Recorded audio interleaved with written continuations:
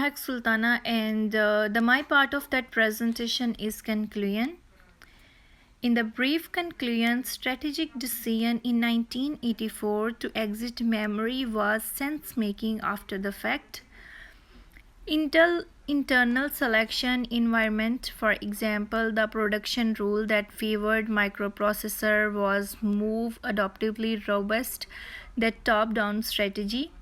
Combination of top-down strategy and bottom-up or autonomous strategy in enacted or frames. Importance of knowing how and when to bring top-level official strategy in line with bottom-up strategic action. Such realignment uh, does not necessarily involve a change in leadership. Intel cash balance. The cash flow balance is consist in three parts: cash flows providing by operating activities, and number two, cash flow providing in investing activities, and number three was cash flow providing financial activities. The increase in the cash for the years 1991 through 1995 would total an increase of 2.749 billion. In 1990, the ending balance of cash was 1.785 billion. So by 1995, the cash balance would be 4.534. The pessimistic forecast for the same years predict a total increase of 1.211 billions in cash,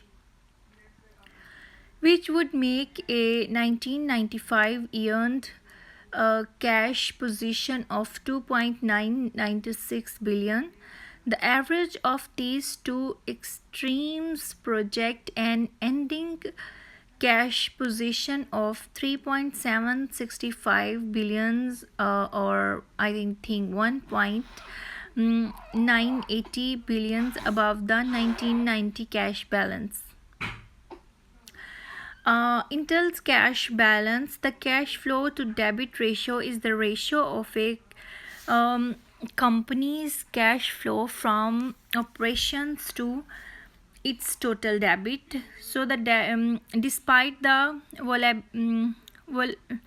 volatility of the integrated circuits industry, it is clear that Intel's cash level are much too high, with cash level of 2.54 billion in 1992. Intel could finance a planned investment expenditure out of cash for almost 2.5 years without using any cash flow from operations. Intel has years cash of 29 years in 1990, whereas the versus the industry average of 0.49. Internal control cash. Internal control procedure for the recipient of cash help your small business prevent from the loss due to employees fraud and according to the accounting errors. These controls are intended to limit access to cash to specified employees and verifies that all the recipients refund or transferred documented correctly and in a limited amount and timing in a correct timing.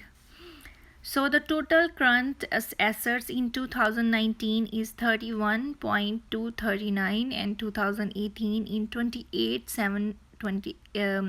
787, and total assets in 2019 is 136.524 and in 2018 is 127 963.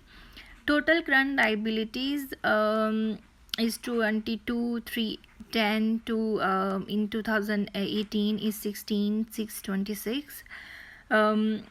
and the total equity is 77,504, and 70 in 2018 is 74,563.